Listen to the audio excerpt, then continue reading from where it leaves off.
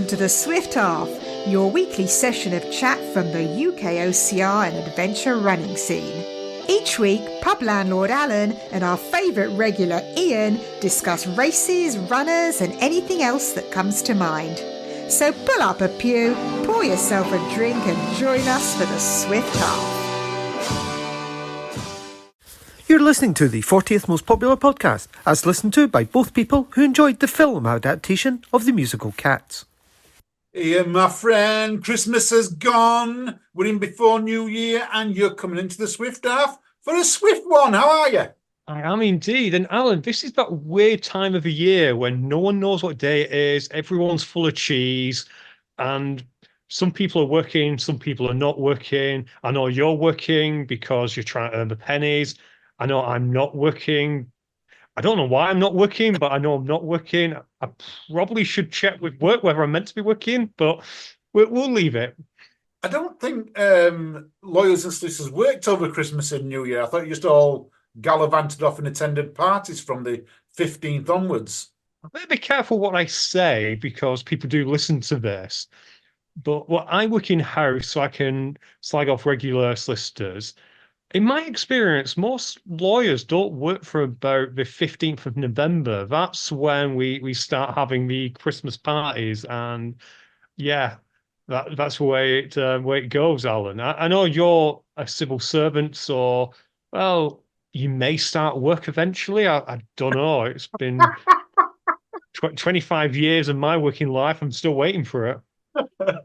I haven't reached. I think there must be a level in civil service where you get to actually stop working, because I haven't reached that level yet. You know, mine is still 6 days a week. I think I must be working for the people. So it's somewhere between you and the Prime Minister. So we all know the Prime Minister does something. We're not quite sure what, but they do something.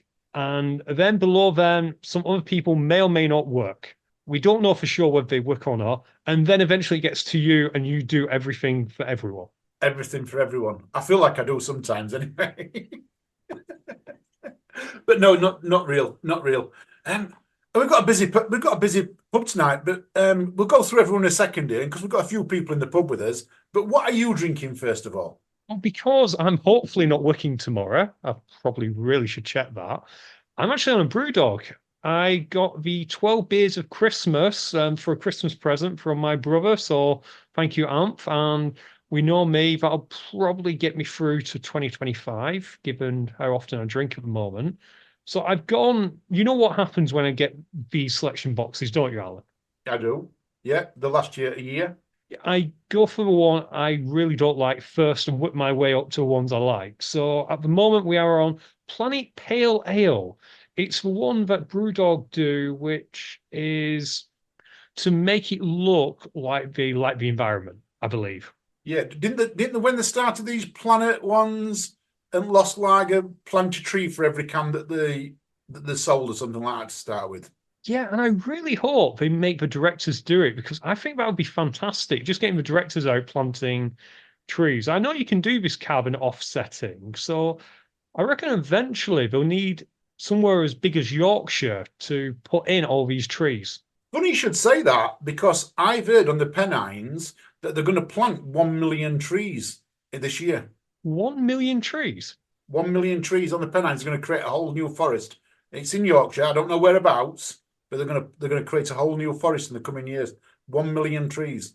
I know they kind of do that near us. I often see little saplings, surrounded by gates. Not gates, the chicken wire. Yeah. We put that because, of course, as everyone knows, saplings are very, very dangerous. So we need to keep them behind bars just in case they take out a errant rambler. So that's what we have. We got that. And the other thing we've putting up there, it's all the moss. Have you heard where we plant this moss so that if there's a fire, it takes in more water than like a tree or anything else? And the idea being, if there is a fire, these things are so damp that it will stop the fire from happening. I've not heard that one, no. I've not heard that one. When I've been up fell running, I've seen them damming some of the streams up there to try and hold the water back. When I say damming, I don't mean they're building like, big Hoover-style dams. I mean, they're building little wooden stoppers and dropping pieces of steel down to hold the water back and create little ponds, which is great fun when you're trying to navigate over them and you think it's nice and dry on the top when it's really, 6 foot deep in mud underneath that little crusty layer. Is this an actual dam or is this people fly tipping? No,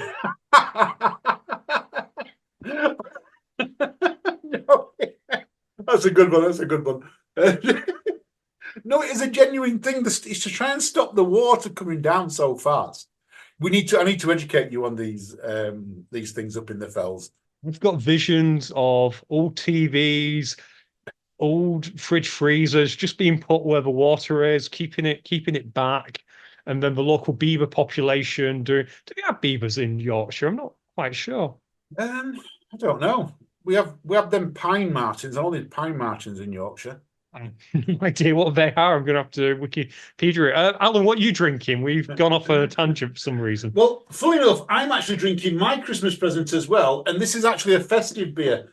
I am on Farmer's Belgian Blue by a little brewery very close to me called Bradfield Brewery, based in Sheffield. And every year they make this drink. It's purple in colour. It's quite strong, 4.9%. It's the first year that they've ever made it in bottles. And I got 12 bottles bought for Christmas. So, yeah, Bradfield Belgian Blue. It's beautiful. Made out of black currants and blueberries and that. Ask how do you make it purple? Because purple and blue, it's one of them strange colours you don't see a lot in the wild. It's not, I know you have blueberry and you have blackberries, but outside of that, it's not exactly something you see a lot of, is it? No, it's not even blue. It's purple when you drink it. But if you drink it out of a glass, it leaves a blue film around the glass, so the glass looks blue. It's magic. And it's the best beer ever, without a doubt. Anyone drinks beer, nothing can touch it. Really? You're saying something from Sheffield? Yeah, I am. It's for me, it's the best Christmas drink ever. The best Christmas drink ever. I'm trying to think, what did I have for Christmas? Oh, yeah, I was driving, so this is actually a story, and we might as well carry on down this diversion. I drank not sour beer, but some of the alcohol free because I was driving. And on Christmas evening, I think I've told you this, I was horrendously ill. And we think that me not throwing away non-alcoholic beer has finally come back to bite me. Was it out of date? It was very much out of date. I think it was out of date by 6 months. So I've spent today throwing out all the old expired beer that I have. You remember that picture, Alan, I sent you of our fridge with all the beer in? Yes, I do. Yeah, we've now got about 10 cans. I have filled my recycling bin. I'm glad it's cans and bottles this time because I got rid of a fair amount of alcohol and I'll be paying more attention to best before dates going forward. This case, Ian, you need to start drinking. Just get off the Prime. It's the Prime that's doing it for you. Yeah. Again, listener, if this is your first time listening, we have agreed that Prime will sponsor us going forward. Unfortunately, they still haven't agreed. Talking about Prime and youngsters, though, we've actually brought the young Will Chung in today into the pub with us. I'm sure he's a Prime drinker. Will, what are you drinking? Well, first of all, Merry Christmas, Will. Merry Christmas, guys. What are you drinking today? Tell me it's Prime. I have never drank a drop of Prime. I'm deciding because I don't know why, but my Secret Santa present from work was some Jaeger bomb shots. I've no idea why people ever think that I ever drink Jaeger bomb, but I've got that. But actually, out of my Who's Hot UKOCR mug, I've got a cup of coffee. He's been spending too much time with James Burton, hasn't he, if he's drinking coffee on our show? He absolutely is, particularly when we record this show, usually in the evening. So Will's not going to sleep tonight. I'm all right. I've got a few hours yet. It's fine. It doesn't usually bother me. Usually, I'll let you know later, like at 2 o'clock in the morning. Ian, I'm still awake because that's about the time you start to wake up, Ian, isn't it? You're up so early. Usually about 3, to be fair. About 5 a.m. you can often get me, but yeah, I'll usually stir free for a little while and then go back to bed for 2 hours. What you like. Another guest we've got in, Matt. What are you drinking today, Matt? Welcome to the podcast. One of our patrons. We've got a few patrons in, by the way, guys. If you don't know, so we've got a few people on with us tonight to chat to us. Matt, welcome. Merry Christmas. And what are you drinking? Is it Christmas? I did debate that because I hate Christmas. I'm very much a humbug. But I am working, so I am on a sugar-free Red Bull tonight. That's acceptable. A sugar-free Red Bull. Yeah. Is it like Prime? Is it like Prime? No, I've had Prime. I'd never touch that stuff again. That's awful. So do you think Red Bull's going to sponsor? Are you going to tell everyone that now Red Bull's sponsoring the show tonight? Well, it's not actually Red Bull. It's the Audi's version, but Red Bull sounded better. I'm too cheap to buy Red Bull. What's the Aldi version called? It's just called Red Thunder, but it tastes exactly the same. So fair play. That'll do, mate. Fair play. And Michelle Carney, welcome to the show. Merry Christmas. Merry Christmas. I'm not bad, Tara. How are you? We're all good. We're all good. What are you drinking tonight? You're not going to let me down, are you? You know, being a northern lass. Of course, I'm not letting side down. I've got a glass of rosé. Oh, nice. I need to say, Alan, being from your neck of woods, I think I'm allowed to say this. If it's from Sheffield and it says what it's blue, you shouldn't be drinking it. That's actually probably true. Yeah, it's too good. You're probably right. Thanks for joining us, guys. We've got a couple of topics. We're going to get rid of a really bad one first. That we've been made aware. We've actually sat on this for quite a little while now, because we were made aware of it and wanted to make sure it was all right. Ian, let's talk. Let's get the bad news out of the way, like we did last week, and let's talk about UIPM and pentathlon stuff. Yeah, so last week we talked a little bit about UIPM. UIPM, for those of you who don't know, is Modern Pentathlon's worldwide governing body. And in December, they have sent out UIPM, National Federation's guidelines regarding obstacle sport integration. This hasn't gone, as far as I'm aware, to anyone associated with Bosch yet, or at least not to members. Some people might have seen it, some people might not have. You say we sat on it. We haven't really. It's only recently come to light and was sent to us by a few people. We haven't asked for comment from anyone on this, mainly because it was literally just before we came on air that we finally, from a few sources that said, all of them were saying, yeah, it's gone live as far as they're aware, and therefore it's fine to discuss it. Should I just read it out, Alan, and then you can have your say on it? Pick out the highlights. Don't go through it all, because this is quite a long document. You say it's long. It's not that long. Let's see how quickly.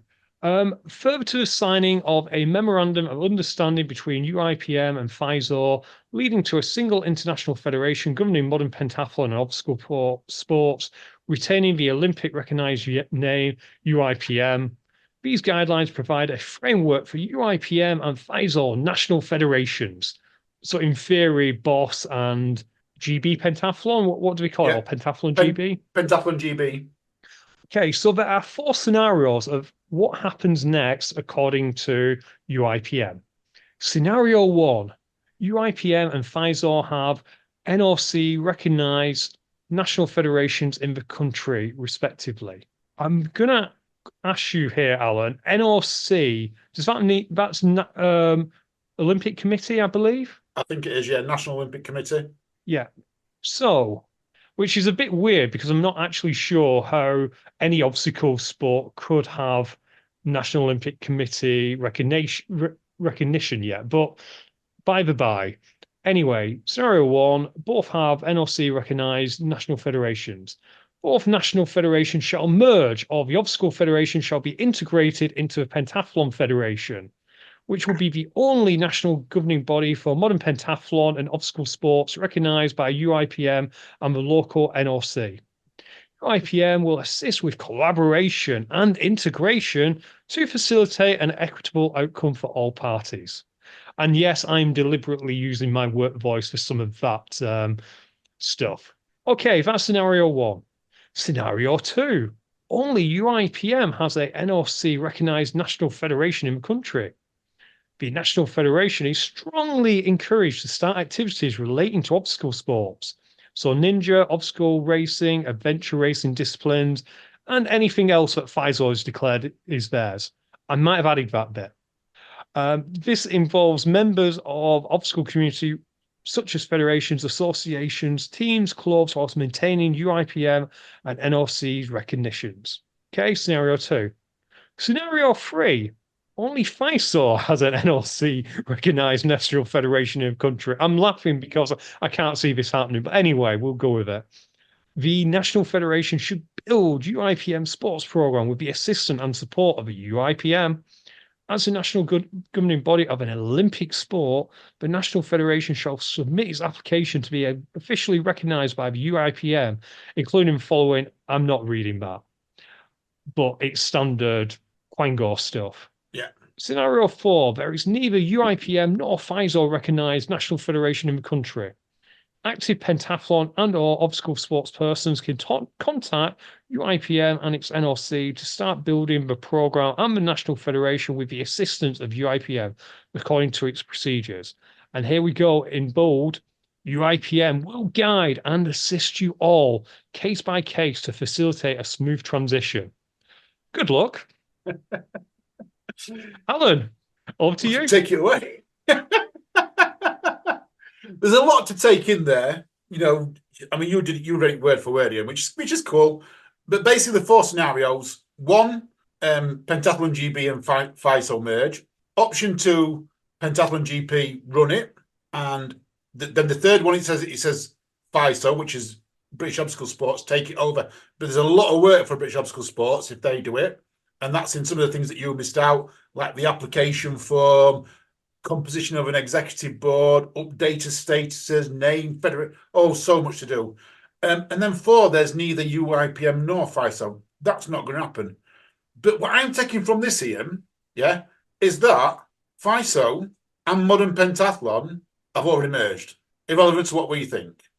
That is my takeaway. And not only that, it's not exactly a merger.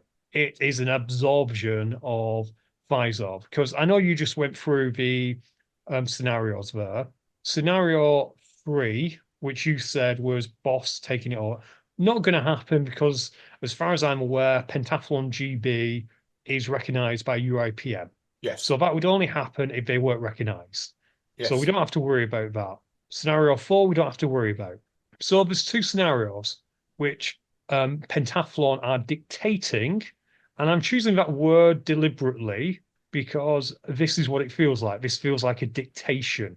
This isn't we love you guys, we want to take on board your fears, we want to work with you.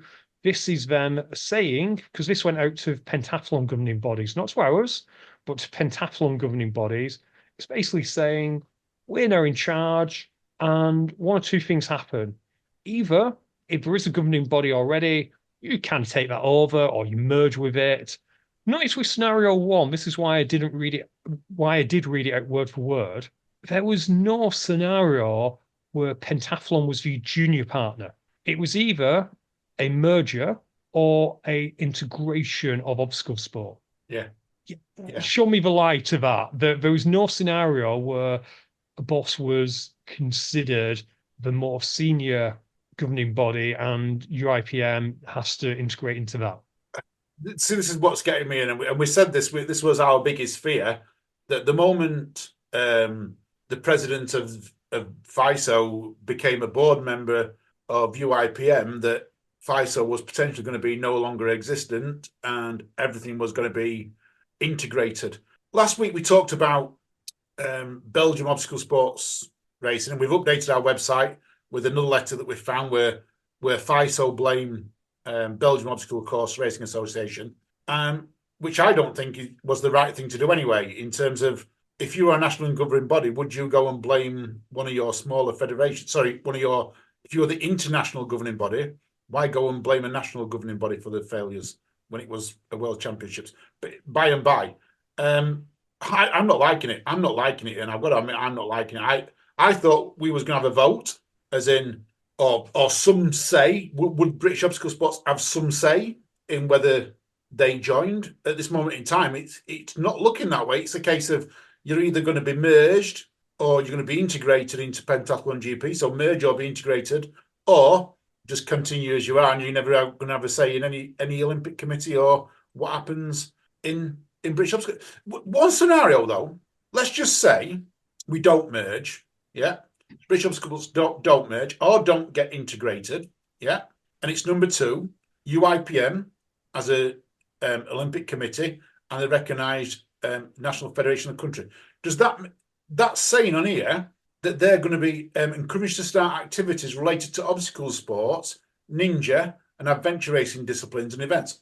But we might already have a national governing body that does all of that. So how would they start them activities and try and take them over?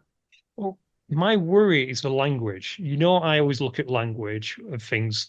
The word encourage scares me. Yeah. Because encourage means you put it as a point on the agenda of a meeting. And it could go for years with people saying, oh, we've looked into doing ninja. We can't do any ninja. Again, my biggest fear is the only thing they will care about is, I don't swear on this podcast, do I? But the leaping form of obstacle that they've adopted, which is 60 meters jungle gyms. Yeah. And that's all they'll care about. So they're encouraged to look at the others, but yeah, honestly, not happy. And we have some really, really good people in British obstacle sport. And this is not a criticism to them, because I think they've been blindsided by this every bit as much as we have. Without a doubt. Again, speculation isn't much of a surprise when, according to the Belgium press release, or whatever you call it, the president turned around and said, I'm the president, so I can do what I want. UIPM, I have no idea if you'll ever listen to this podcast. I don't know. If you do, welcome to the show. Wait about 5 minutes, it's going to get funny. I promise you. Well, maybe. We might have some comedy. If you do, there's someone who's moved over from Pfizer who shares a Christian name with me. He does not speak for obstacle. He speaks for himself. He doesn't speak for me. He, as far as I'm aware, doesn't speak for British obstacle. And if you're trying to integrate obstacle because you think you're going to get however many people did Spartan last week, not last week, over the course of a year, or Tough Mudder, the 10,000 people who do a Tough Mudder event will suddenly become your members. They're not, because all you're actually going to get is 2 categories of people. You're going to get the people who do a Tough Mudder because they want to do it with their workmates and they'll enjoy themselves. They won't give a stuff about pentathlon. They don't care at all. And if you put something that forces them to be a member, yeah, you might get the numbers, but eventually someone's going to look into that and go, this is fraud. Okay? And you're going to get people like me who will be very, very bitter about this whole thing. And you probably don't want us. No. If you want obstacle sport, engage with people like James Burton, with people like Dave Claxton in Canada, with people who are in their national federations who work with grassroots. There is a way we can work together. This proclamation isn't it at all. And this is recording, but I can feel people getting angry as I'm recording it. Yeah, if your idea was to upset the 1,600 people who are most committed to obstacle sport in the UK, mission accomplished? Yeah. Alan, sorry, I went on my soapbox. I'm in agreement with you. I am in agreement with you. I don't like it. We need a national governing body. I think we've got a great one at this moment in time. I think British obstacle sports is absolutely fantastic. I've had no communication with Pentathlon GB's board, and I'm going to say that they're great. They're great in their own right. Is the merger right? I'm not convinced it is. Is one person being in charge of it? I'm not convinced. It's, at the end of the day, and I've said this right from the start of this, that the modern pentathlon has running in it, yeah. But they also have a national. They don't own running national governing body, yeah. So why should they own British obstacle sports national governing body? They have swimming in it, but they don't own the swimming national governing body. So why have they got to own British Obstacle Sports or any obstacle sports federation. The only reason why they've got to own it, and one reason only, is to boost one person's ego. That's me done. I'm not going to ask our guests to comment on it because I think, if they would come to it privately, we're doing it from our point of view. But let's move on, Ian, because it gets me down, this stuff. It does. Let's be jolly. Christmas presents. And I'm not talking about the thing that just got sent to us. Can I go first? I got 3 running Christmas presents this year. I got 3. What did you get?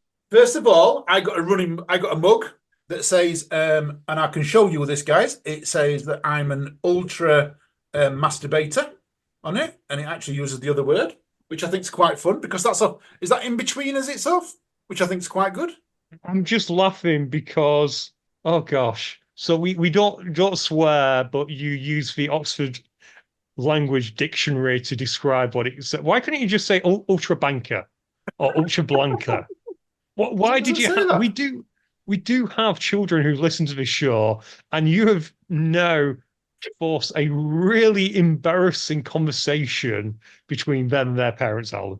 Well, the parents have got to us. Second present, Ian, I got a book, Let Your Mind Run by Dina Castor and Michelle Hamilton.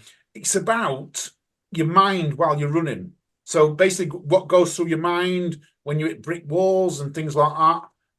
So yeah, I've got this, which is it's a New York Times bestseller apparently. So I'm looking forward to reading that, learning about my mind when I'm running and that. Can we not encourage that, by the way? Because what should be going through people's mind is our latest episode of Swift Half.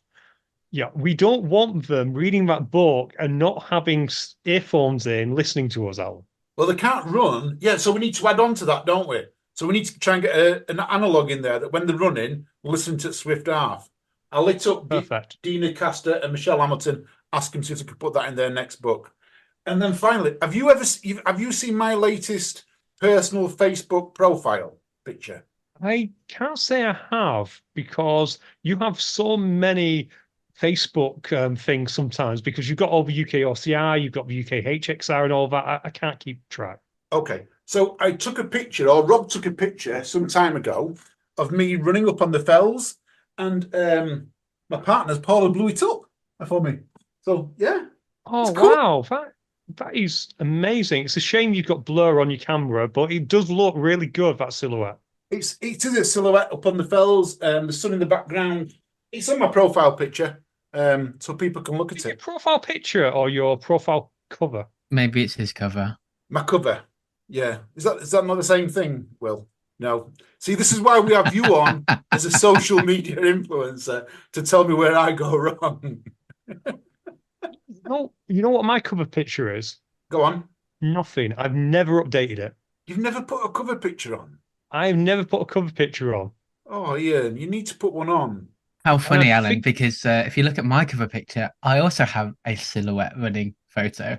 Do you? Oh, I'm going to look at yours now, Will. I haven't seen yours. Is this you, Will, as well? Of course it's me. Why would I have a picture of someone else on my Facebook? Exactly. Well, Ian hasn't even got one, so, you know. I've never seen the point of one. I think I've only actually got 3 profile pictures total. I think the latest one was from 2011, maybe. No. Oh, well, that's a pretty cool one, that. Who took that? That was a professional shot. When we went to Cyprus for 361, they sponsored one of the races out there. So I went out there, did the 10K or something. I can't quite remember now. But the morning before the race, we went out to do a professional photo shoot, myself and a few of the ambassadors. That was a dawn shoot. That is pretty cool, that. Mine was a dawn shoot, but not by professional. Mine was just Rob, my running buddy, who just took it. So while you're on, Will, what did you get for Christmas? Well, I'm at that age when I don't really get many Christmas presents. Mostly I just find money in my bank account. So what happened with my mum. However, I have bought myself a new bike. Ooh, what bike you got? It's a new Scott's bike, so hopefully Michelle will be really happy with me. A mountain bike. I've been trying to kind of get one for a while, and I've got one on Cycle Talk soon. So that was my Christmas present to myself. Don't tell me it's electric. It's not electric, is it? No, it wasn't. I was thinking about getting an electric one because our mutual friend Carl, he's got one. He loves his electric bike, and I was thinking about it, but now I've got myself a mountain bike. My commute to work is only a couple of miles, and I thought, well, you know what, it might be nice to cycle it a few times rather than get stuck in traffic in the car. Definitely like it. I like it. Matt, Christmas presents. I'm sure you say you don't like Christmas, but I'm sure you will have got something. Apart from some booze off the kids, the wife and I agreed not to do Christmas this year because we fly out to Malta for New Year's. So all my money's going there. So that was it. A couple of bottles of rum. That was my Christmas. Actually, that was done Christmas Eve because I've been working Christmas Day, Boxing Day. So my Christmas was actually on Christmas Eve. So it's a couple of bottles of rum, not a couple of bottles of run. Yeah. Yeah. That's a good present. I like that. I like that. Malta, though, you're going to be going running in Malta, I assume? There is a gym on the complex I'm staying at. So, yes, I will be using the gym on a daily basis. Got to keep up to speed with everything. There we go, then. See, that's a Christmas present and that. Michelle, you're not going to let me down. You've got lots of Christmas presents for running and that. I'm sure you have. Well, there's no lie that I'm not a runner. I do short distance running, not long distance, but stupidly, I decided it would be a really good idea to do London Marathon for charity. So everybody has bought me running stuff. I've got a new pair of Bluetooth wireless headphones because I broke mine, hydration running vests, running belts, stuff like that. But the coolest present, I'm going to show you all, but this is where everybody shows their age because listeners will either know what I'm talking about or not have a Scooby-Doo. But my daughter got me, I don't know if you can see this, the actual Never-Ending Story book. Right. So it's leather bound and it's got the proper emblems on, but it's not the book. It's not the film. It's not a story of the film. It's the actual book that Bastian reads in the film. So it doesn't follow. I have no idea what you're talking about now. I'm like, Never-Ending Story. You're not old enough. You're old I know. I know what you talk about, Michelle. Don't worry it's a about it. completely classic film from like the 80s that we all grew up watching. And clearly you're just too old then, Alan. But yeah, it's the actual book from Never-Ending Story, which is just so cool. But I probably will never read it because I don't want to risk damaging it. Oh, wow. What's the book about then? Does it have an analog, like a synopsis in it?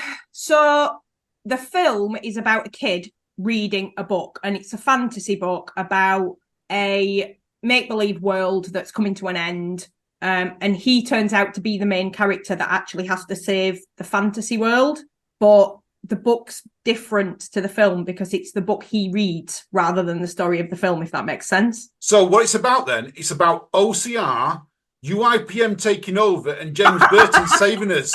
That's what it's about, isn't it? Absolutely, yeah. So James, this book's about James Burton. James, you're in my book if you're listening. Excellent. That makes a lot of sense because Ian Adamson's been living in a fantasy world for quite some time now.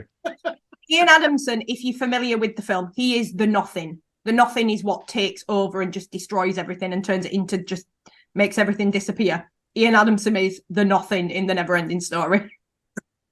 I see a new nickname coming. Ian, Christmas. Now, I know you will have got something. Jen would guaranteed, the intern would have guaranteed to have bought you something that is fitness racing or running orientated. What have you got? Well, I actually got a 9-kilogram wall ball, which, if you've listened to the latest fitness racing podcast, which actually won't be out until after this is out, or it might be out before, where I have an interview with Alan at the end of it, will really come in handy because Alan is still refusing to touch any kind of wall balls until he actually gets to the end. So, yeah, we're snookered. I think my 2.5 hour with that extra hour bonus thing for the Christmas t-shirt is looking quite strong actually. If he's not touching any wall balls till January, then I think you guys are screwed. All I'm training on, Will, I'm only training on lunges, nothing else. I need to master lunges. I'm fine up until lunges. I know I can do everything else up until lunges. So we've got to train lunges. Then we'll see what we can do on wall balls after we've got past lunges. There's no point training wall balls if I never get past lunges, is there? Alan is actually treating this like a video game where you try and beat the boss, and then you save progress and move on to the next step, listener. That's it. Yeah. The good news, listener, is I think, but I'm not completely sure, we may hit 3 years before Manchester, which, given the likelihood that we won't finish Manchester or we'll be stuck in Manchester Central for some time, yeah, it's a nice time to go out. All I'll say, I guess. But yes, I've got a 9 kilogram wall ball, and what really scares me is I can't currently hit the target with it. It's heavy. See, you're training for it, Ian. You can't hit the target. We might never even get that far either. So, really, there's no point in training for it, is there? Yeah, we will see how we get on. But yeah, it is heavy. It's, again, for those of you who are working in old money, 9 kilograms is roughly a stone and a half. Stone and a half. That's a lot of weight, that. If I lose that, though, between now and then I'll be all right, won't I? Because I'm just lifting my own body weight. How often do you throw your stomach up in the air? Just curious. The size of my stomach up for Christmas. I do it every day. Oh, gosh. Right. Too much food. Should we move on to resolutions? Yeah, let's go. New Year's resolution before we go to a bit more news. I'm going to go to Michelle first. Michelle, do you have any New Year's resolutions that you're going to make for us? Seeing as I'm running London Marathon, I should probably actually run, shouldn't I? That's the thought. No, I started one a couple of years ago that I've kind of just carried on. And it's to do at least one thing every month that is outside my comfort zone. Oh, wow. I like that. That's a great resolution, that. What have you tried this year that's been outside your comfort zone? Just give us one or two. I bungee jumped. I've done some public speaking. I've confronted some past fears and PTSDs and traumas. I'm absolutely terrified of snakes, so I decided to go to a reptile exhibition, like you do. Yeah. So yeah, just stuff that's outside my comfort zone. Oh, I like that resolution. I could take that one on. I like that one. Matt, what about you? Nothing, because I know I would never keep them, so it's pointless making them. Why upset myself? I said same thing today. No, I just wing it, see what comes about. If it doesn't happen, it doesn't happen. Whatever. No, I just take each day as it goes. There's no point. And what about a goal? You must have set yourself a goal for the year, though. Well, I don't know if you remember this time last year, I said I wanted a podium for 2023, and I got it. So I'm happy with that. But I now got to try and maintain it for next year. So that would be my goal, is to maintain at least get another podium next year. Yeah. But if I don't, I don't. But, it depends what my knees say. I'm sure you'll be fine. I'm sure we'll see you on a podium again next year. Will, what about you?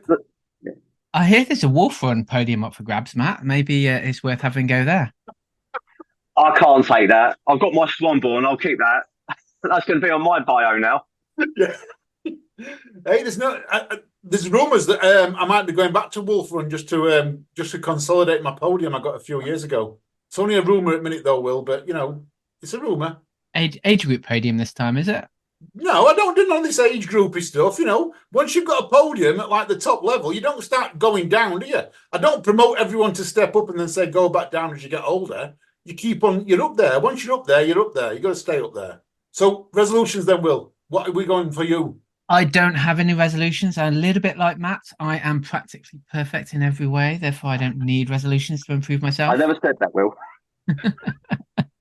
No, I don't have any resolutions. It isn't something that I do, but I have got a goal. I'm back going to World's Toughest Mudder of 2024. I have booked myself in with a PT, and he's going to help me out with a little bit of the strength. As you guys know, and as Ian knows, I say this all the time, I've got the upper body strength of a 12-year-old girl. So they're going to help me with a bit of grit, bit of upper body strength, and maybe get through some obstacles for an extra lap or two whilst at World's Toughest Mudder, and maybe hit the mileage goal that I'm aiming for.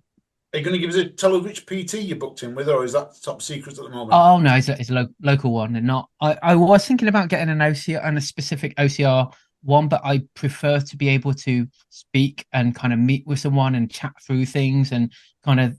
I'm not good in the gym either, so having someone there that will show me what I'm doing wrong, I think is really, really important. So at least for the first few months, whilst I get to understand how the movements really should be working, I've gone with my local guy that basically he helps train me when I do circuit classes and stuff like that. So I've gone with a local guy. Just he is a good local, good reputation local trainer rather than someone that's OCR specific. I see a new episode coming on here, Will, where you go around all the gyms in the country and the training facilities doing videos. It's going to be Will on tour, just like doing them all just so you can master every obstacle out there. I see this. This is the future. I can see it. That sounds actually like a good one. We could get the doctor on this as well. Becky, I'm sure she would love to start doing this too with her rig skills. I can see that. I can see that. That's a great episode. That's a great thing. Great to see you going back to Will's Toughest Mudder as well, Will, and give it another shot. Yeah, no, I'm really looking forward to it. I didn't go last year. As you guys know, I went to Hong Kong instead. I can't afford to do both, unfortunately. My job doesn't pay me enough. But no, I'm really looking forward to it.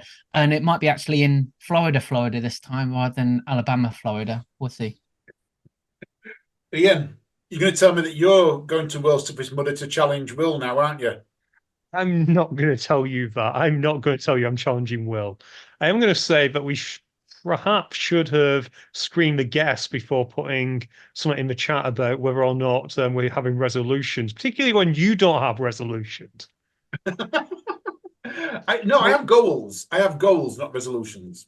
Okay. Well, I actually do have some resolutions. I am going to resolve to actually attend an obstacle race in 2024 because by accident, I got all the way through 2023 without actually doing an OCR.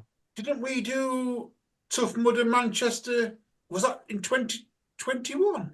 2022? That was in 2022, yes. And I attended a few, but I didn't actually put my trainers on and run any of them. I was meant to, but things just happened. I never bought a ticket, but I was meant to maybe do Manchester with the gym, or I was meant to do sort of solos, and it just, for a variety of reasons, never came up. So that's one resolution. And actually, Alan, we can revisit these at the end of the year. I think that'd be quite funny. Second one is I'm going to try and make more time for people.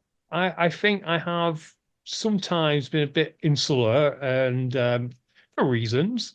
So I'm going to try and make more time for people, particularly people in real life. So I think as we all get older, particularly family, we should make more time for our family. That is a very valid point, actually. And I've reconnected. Not a lot of people know this, but I've reconnected with my sister, who I've not spoken to in a long time. And it's been one of my best Christmases because I've reconnected to her, having her around and things like that. I think we need to make time for everyone in his life at some point. So I like that resolution. That's a good one, that. And this is more of a goal, but we can call it a resolution because I'm on a roll. I resolved to get back in contact with some of these people who we've reached out about potentially sponsoring the show, and then we always forget to because me and you are actually quite rubbish when it comes to the promotion of the show. So maybe that can be a combined one, Alan. I think it will be. Yeah, I can do that combined. We'll try and get some more people to do it. No, they're good resolutions. I like everyone's resolutions and goals. Listeners, when we put this out, put in the chat, tell us what your resolutions are, what your goals are for 2024. As I've mentioned, I don't have any. I'm planning on 2 goals for next year. ETM, I want to go further than I did this year. And I've got 3 actually. I'm going to try and take at least 2 newbies to a OCR. I have got 1 lined up and I've got someone else I'm working on at this moment in time. And then, I want my 100-mile badge. I might have a discount code for you, Alan. Oh, good shout, Will. Good shout. Talking about things, I haven't got my Tough Mudder season pass yet, because for my tattoo I get a free season pass. I They've haven't got delayed mine yet. it till January. Oh, they postponed it a bit. Yeah, they were meant to do it in December, and then when I got mine approved early December, my email said that it would be early to mid-January. So expect it mid to late January. I was actually going to use it as a segue into saying that, and Michelle's got one as well, but you've now spoilt my segue there, Michelle. Sorry. Thank you. I was going to say as well, as long as you get it before the start of the season, it doesn't really matter when you get it. No, it doesn't. It doesn't. As long as they don't sell out of any race. You with the season pass, you would be fine anyway. Yeah, I'm cool. You just say, "Do you know who I am?" and they'll just let you through. Muddy duck. I've never used that yet. Talking of season passes, Ian, Nuclear Races have launched their season pass this week with 3 options. Do you want to know what they are? Yes, please. So their 3 options are option 1, Rush Weekend, Blast or Fallout. So those 3, £175. Option 2, Rush Weekend, Blackout, Fallout. That's the same one. Oh no, Fallout the cold one, the lapped one. Oh, Blackout the night one. So not Blast, Blackout in the second one, £175.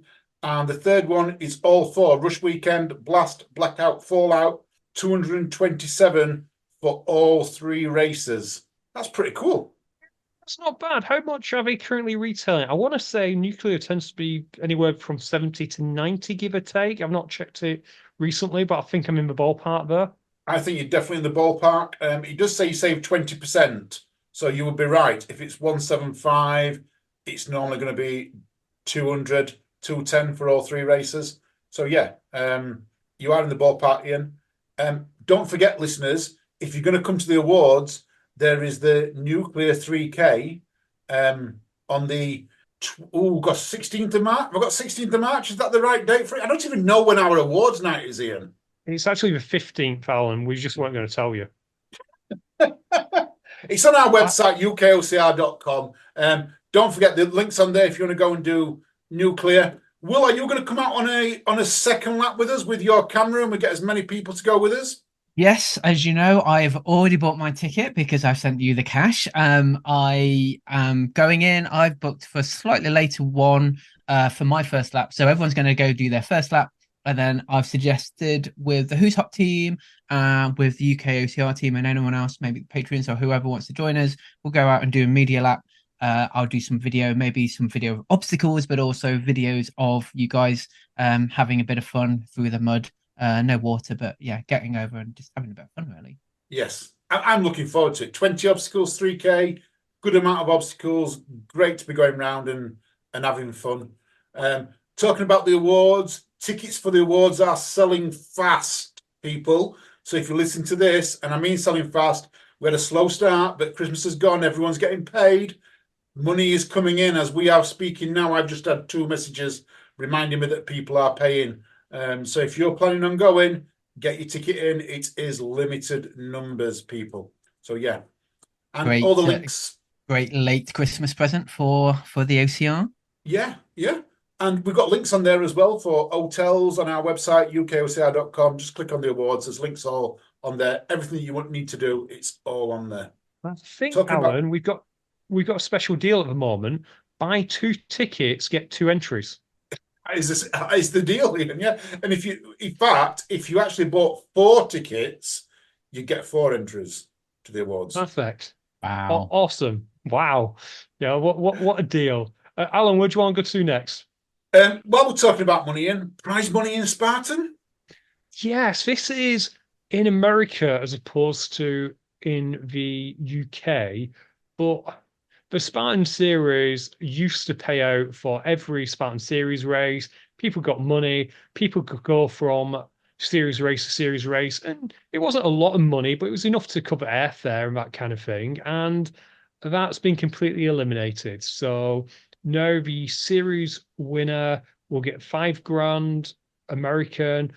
Runner-up gets 2.5, and the third place gets, I want to say, $1,000, I believe. I think I'm right. That was broken by Obstacle Racing Media, who have also, Will's just pointed out, as we're recording this, have released something with the Belgium OCR Federation, where they've come on and elaborated a little bit more on what we talked about last week. So I'll go over to Obstacle Racing Media, check that out.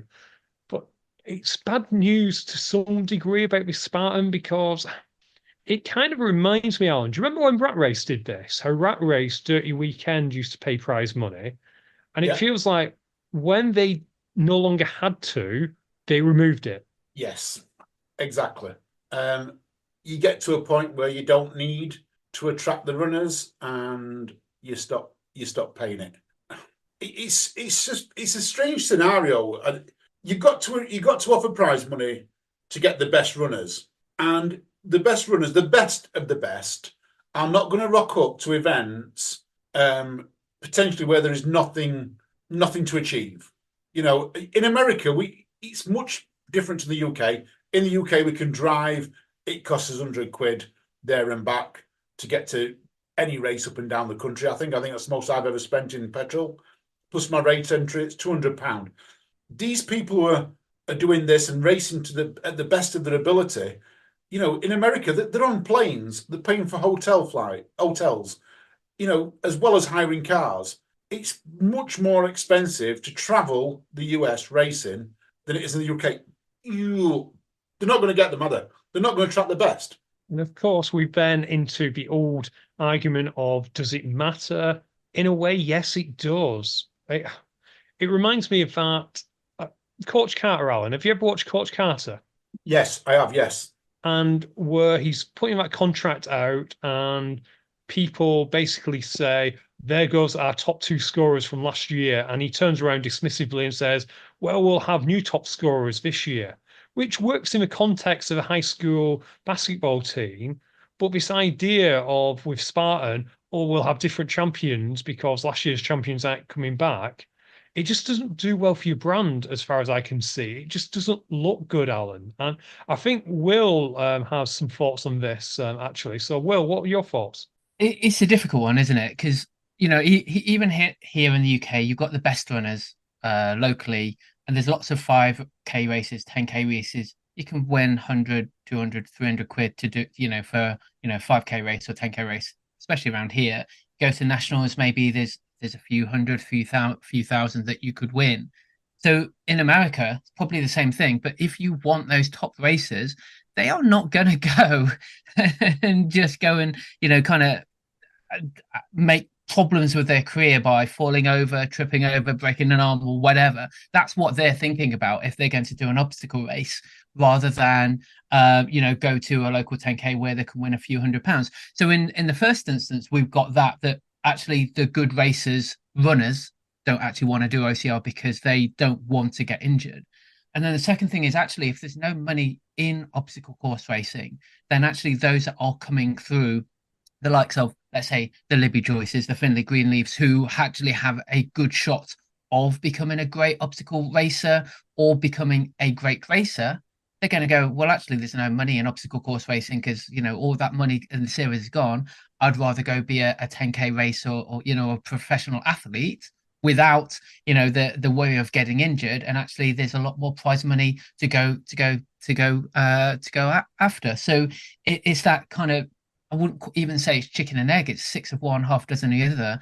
That you're not going to get the great racers now because they don't want to get injured, and you're not going to get the great future racers, because there's no money in it, because all the money is actually being taken away. So Spartan and other obstacle races need to go ahead and do something to get for the future of the sport, which is what Pfizer and British Obstacle Sports and everyone else should be doing. We should be looking at whatever's 5-10 years ahead, not really of the money right now. The money right now is going to help, and obviously there's Middle Eastern money and other things going on there, but there needs to be money somewhere along the line for Spartan, for UK, US, wherever it needs to be, to bring the future of the sport around. If there's no money now, no money in the future, you're not going to have great races that people go look up to and kind of then bring the next generation of races and then the next generation of races. Because if there wasn't any money for the likes of,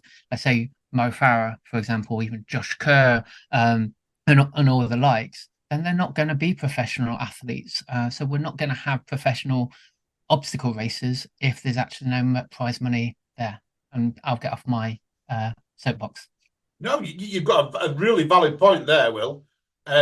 It's a tough one because we know in obstacle course racing that events make money not from the racers attending. You know, the top racers attending. They make the money from the fun runners attending. But the fun runners might only attend it once, whereas your racers will go back year after year after year after year, especially if there's prize money.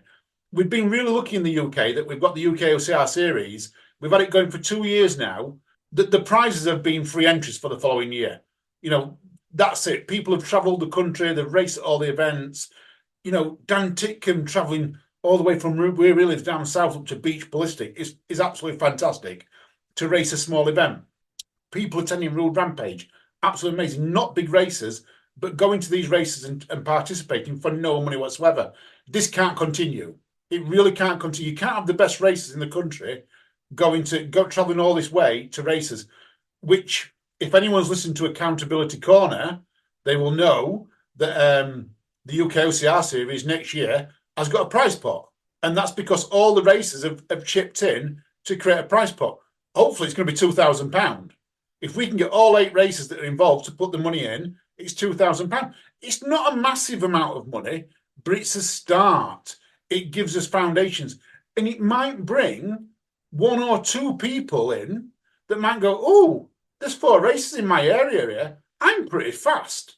I wonder if I could go out and win these 4 races, especially club runners. You know, we know that there's club runners out there that can run 15-minute 5Ks, you know, but they're not in OCR at this moment in time. You know, we need to fetch them people into OCR, and they've got to have prize money at some point. And the more people we fetch into OCR, you'll bring one person in who's a club runner and also a bit of an influencer, and he could influence 20 other people to take part in one at his club. And that's what we need. And whether them 20 people, only 2 people stay with us, it's 2 more people than what we've had in OCR. And if every club did that in the country, then we would have thousands more people running OCR, and it would become even bigger and become even better than what it currently is. That's me on my soapbox, by the way. No, I think we should just wrap it up with that. I can't think of anything else to add to that. Should we move on to the stablemate of Spartan, of Tough Mudder, and the fact that at the moment I seem to be basically tripping over discount codes because they had a Black Friday sale, they had a winter sale, they had possibly a Hanukkah sale. I'm not sure. I might not have got that. I wasn't Jewish. But they also had a Christmas sale of 50% off. Are they at potential risk here, Alan, of saturating the market with discount codes so that no one's actually going to sign up? And is it a sign that they're struggling to fill up their races? This is a tough one here. I don't know if it's the time of year, but everyone's offering discount codes. Not everyone. There's certain races. The race that shan't be mentioned is not offering one. Just get that bit in. It's already that cheap. But everyone seems to be offering a discount code, or nearly everyone seems to be offering a discount at this time of year. You know my thoughts on discount codes. There is a time and a place for them. Maybe this actually is the time and the place. I'm not sure. January will let us know, because if they continue into January, I feel for their ambassadors.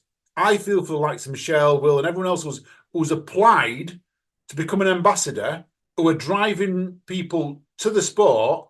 How are people going to take their codes when they can go online? Currently, I've seen a 40% discount code. I know there's a 40% TM discount code going out over there. Will, Michelle, how much are ambassador codes at the moment? 10%? 15%? We ain't actually got one at minute. Okay. Maybe that's even worse than I don't know if that's even worse than not having one. Yeah, the previous ones expired at the end of November, and we haven't yet got new ones, but they're normally 10 to 15%. But I think Will will agree with me. Some ambassadors may not, but that's not why I do it. I do it to bring more people into OCR, to allow other people to experience something that we love. The stuff we get as ambassadors, the points we get, it's a bonus. It's not why we do it. So if there is a better code out there than my ambassador code, I'm promoting that one. I'm just interested in people getting the best deal that they can so that they can join a sport that we love. Yeah, to be fair, There is a 50% discount code, Alan, out right now. It expires tonight as we're recording, and I've just been promoting that. Like, 50%. You cannot get better than 50%. Hours are, I think, on average 15%, but generally when hours are out, it is one of the best discount codes out for the rest of the year. They might do the odd spike here and there, but yeah, it's a weird one because now Tough Mudder have gone to a slightly different way of working, or they did last year when they will have the odd spike, Black Friday, Christmas, where there's the big one. And I know a lot of my friends had been waiting for Black Friday to see what was coming out, and Tough Mudder did the same again, where they kind of did a 30% code, and then they did the 35% code and 40% code, or whatever it was. So people like, hold on, wait for it. Yes, that's a good enough code. Let's go for it. But no, so once we get into January, actually unless they do something completely different again, because maybe ticket sales aren't as good as what they're hoping, but you probably won't get anything better than a 20% code through most of next year up to about the summertime. And then they might offer some odd ones, but 50% code at the moment. I have seen a 40% one at the moment.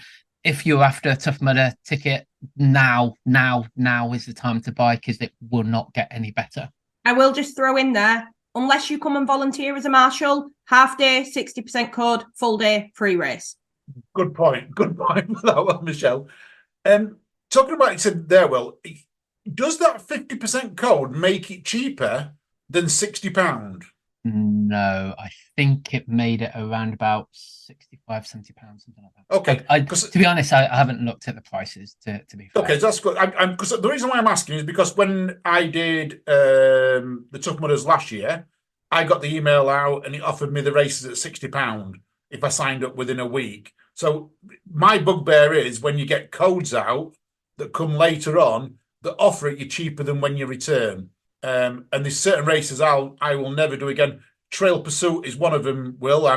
I signed up for Trail Pursuit with their discount code. Straight after they said, come and sign up for our race. You'll never get it cheaper than this. I signed up for it. A month later, they got a discount code that offered it cheaper. To me, that is wrong. It makes a mockery of your loyal followers. So I'm glad that Tough Mudder have not done that. My thoughts about Trail Pursuit anyway. I because of the way that Tough Mudder they increase the prices every month anyway. So I do think, to be absolutely fair, that when they get that price out straight after the race, that probably is the cheapest, regardless of any other discounts that come out afterwards. I always say to people, the cheapest price to get a Tough Mudder ticket is right after the race for next year. But yeah, I think it's about £70, £75, something like that. Oh, that's cool. But, yeah. As long as it's no cheaper than that, I'm always happy with them. People offering discounts, but you're right. People do wait for it, especially when it happens year after year. I know people who wait for certain races to offer them. I like how Nuclear races do it. Nuclear, I'm give a lot of love to Nuclear tonight, but Nuclear never offer discount codes, which I think is like in this day and age, it's a bold step, and they never have done. It's a bold movement, but it seems to work for them.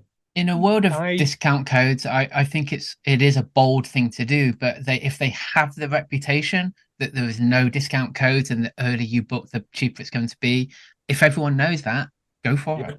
Yeah, definitely. I'd agree. If you market that as how you're doing things, then great. We've got a few final topics, Alan. Let's quickly run through them. Firstly, apology corner for some of the voting. We may have missed out one or two people from the voting form and from the graphics, Alan. So should I just apologise? Well, I'm going to apologise, Ian, because it was me who was in charge of this. So yeah, I apologise to Mudcrow. I'm going to straight up apologise to Mudcrow. I did miss you off the graphics. Did put you in the voting form. Missed you off the graphics though. And then also I got apologies to George and Lauren because I missed you off the voting form on the day that we opened it. But I got you straight on as soon as I could. I dashed home from a night out in a taxi and got you on straight away. So, and at that moment in time, there'd not been a lot of votes put in. So I do apologise for that. That was my fault. I missed you off. I'm going to take full responsibility for it. And same with the Mudcrow one. It was down to me. So yeah, I apologise. And I will say to Lauren and George, don't worry when it comes to voting. It does actually tell us when people voted, so we can take a view on some of the pre-votes. And if it's close, we'll take a view. We might speak to a panel on that, and we'll just see how it goes. So we do have some internal procedures, contingencies, just in case. So don't worry about that. I will say thank you, Mudcraw, by the way. If I'd known the reaction we get and the amount of column inches, for lack of a better description, we would achieve by accidentally missing you off the thing, I would have done it deliberately. So thank you, Mudcraw, for that. That might have been some of our best publicity ever for the award. So awesome. Without a doubt. Without a doubt. So thank you guys for being upset. I'm sorry it happened, but I'm not sorry how it turned out. It is the way it went. I'm going to get cancelled for that for sure. There's a lot of passion, a lot of passion in that post that I saw from our spies in Mudcrow. It was a lot of passion, and it was right to be passionate. If that came off as Mickey Tate, it wasn't meant to. I wish we had more passion like that in OCR. Okay. Oh, final thing, we should mention this. Well, Spartan is apparently heading to profit in the spring of 2024. Well, we don't know if that's true. That's just something Joe said, so it may or may not be true. Overlord Run, Alan, you got some news on that? Yeah, so Overload Run, big thank you to British Obstacle Sports. They have licensed the event. So not the Overload Run, sorry, Overload's always been licensed, but Farmyard Jam has now been licensed, and it's in the endurance series. So as you listen to this, you can enter for £35. Enter after the 1st of January, and it's 45 quid. So get entering on it now, is what I'm going to say to you. If you want to be part of the endurance series, that's Farmyard Jam. Head over to overloadrun.co.uk. I don't often sponsor my race, but yeah. And there's a whole new rule book for the people who are just running for British Obstacle Sports, UKOCR series, endurance series, points. We don't know what the points are yet, but we will. All that's going to be revealed in January. I've been looking at that. It's been going to be revealed in January, Ian. So yeah, I'm keeping an eye on it. I might step down as race director so I can run it. Not going to happen. I'm too busy trying to encourage people to quit. Oh, I've got a funny story about that, Ian. I never knew this. Michelle's going to appreciate this. At the Farmyard Jam last year, we were actually encouraging people to quit by offering them Stella Artois. So if they would finish, we was offering them a pint of Stella Artois if they finished the lap there and then. And warm fires and burgers. Yeah, warm fires and burgers. What I didn't realise that we had two ex-alcoholics running. So I'm going to apologise now. Apology corner. Apologies for that. Yeah, I never realised that. It was all meant in jest. And they have taken it in jest. So yeah, big thank you to you guys for taking it in jest. But yeah, that's the things we do here to stop people from running. We want them to quit. Be a 5K, Alan. Sorry? Still a 5K then? Yeah, that's it. Yeah. I'm in for that one. That's it. Straight up 5K. It's an easy one. Yeah. It's an easy 5K in an hour. I have to ask, as well as being ex-alcoholics, were they also vegans? I don't know about that, but there probably might have been vegans there, but we was only offering it. The warm fire was there. You really are trying to get cancelled tonight, aren't you? I'm just wondering. I'm wondering how much trouble Alan got himself into, because he seems to do it a lot. So I just want to.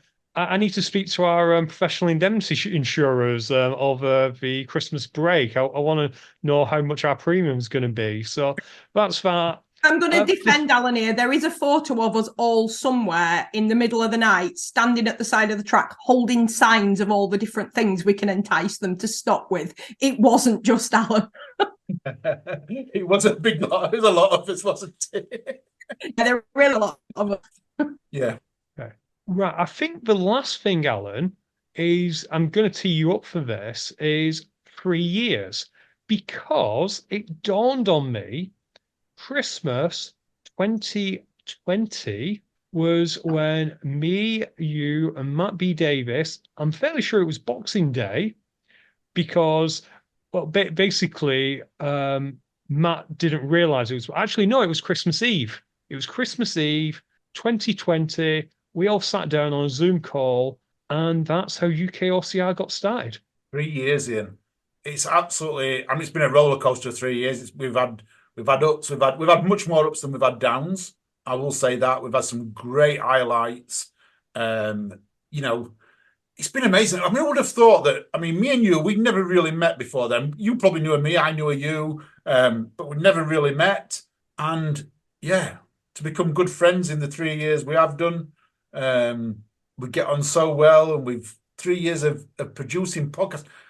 I mean, I was planning on doing it as an interim period till everyone else came back, you know, till Multisports Media did more podcasts and Obstacle Racing Magazine did more podcasts, and then we could just sit back again and let them all get on with it. But 3 years down the line, here we are, and we're doing the awards, and we've got Will doing who's like absolutely amazing, and you know, people wanting to speak to us. It's phenomenal, and you know, and everyone who's been on that journey with us, and everyone who's supported us. I know we've got 3 patrons on tonight, but there's 19 others on, you know, there who support us. And I'm going to give you a shout out in the next episode. But it's amazing to have people that support us and pay us a couple of pounds every month, or how much they pay us to keep on producing these and moving forward. I feel honoured. Is that, yeah, I do. I feel honoured to be here for 3 years and keep on doing it. I can't really add that much. Other than I think it was a genius move to start Who's Hot, because it has reduced mine and your workload when it comes to a Monday show has really reduced, because people don't realize I do the notes for Alan's show, so I'll do a lot of research. Alan will obviously record it. And given that Who's Hot was half of the 2023 calendar, Alan, we've been on holiday. No, Ian, you have. I haven't, because I still have to produce it. And Will is the master of intros and his show. And it does take a little bit more producing than others. To say the least. Wait. Hold on. You took a bit of a holiday in the last one, because I messaged you. He's like, did you not get my notes about the edit? And he's like, oh, yeah, I just let it go. There was a bit of editing to do. He just left it out, left it in anyway. I hopefully you've noticed there's a fewer and fewer bloopers. I might start putting a few in just to give you something to do. But no, I think, you know, whilst we're saying thank you, we've obviously got Becky Neal, who, you know, the doctor of cartography, and we've got Chris Shipley. Both of them, they're the ones that are the stars of Who's Hot. I'm just there, just talking away and just kind of trying to pull stuff together. But it's those two with their knowledge of the races and the racers, which actually makes for a good show. It's nothing to do with the three of us, to be honest. It's all Chris and Becky, if we're going to be really honest about Who's Hot. It's all of you. It really is all of you. And it's, you know, I'm pleased that you've joined the team and you do things for us. Maybe next year, maybe this is a teaser. It is up, listeners, if you would like to see a junior Who's Hot. So for the junior versions, maybe not with Will, but with maybe 2 junior hosts. There's a thought. That's even less work for me and you. Libby, yeah. Maybe Libby, maybe Finlay. I don't know. Let us know in the comments. It is up. Let us know, or anyone who you think would make good hosts. Less work for me and you, Ian. You see this here now. I'm delegating now. You are indeed. Let's also give a shout out to some of the other people who help us. Obviously, the intern Jen doesn't get enough love, but she does lots of stuff behind the scenes. Also on this podcast here, we've got Michelle, who really helps with Fitness Racing Podcast. She is the opening intro, and she does a lot of the advertising slogans there. So thank you, Michelle. And you never say no, despite some of the writing that Alan produces you. And yeah, when I listen back sometimes, I am wondering whether he was expecting some pushback. I have been known to reword some of the things that he says, to be fair. Oh, gosh, I never want to read the originals. Right, should we wrap that up, Alan? Yes, let's say goodbye to everyone. Michelle, I'm going to come to you first. So goodbye from me. Matt.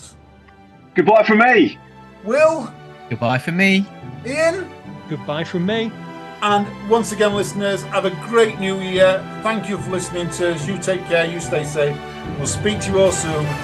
Bye.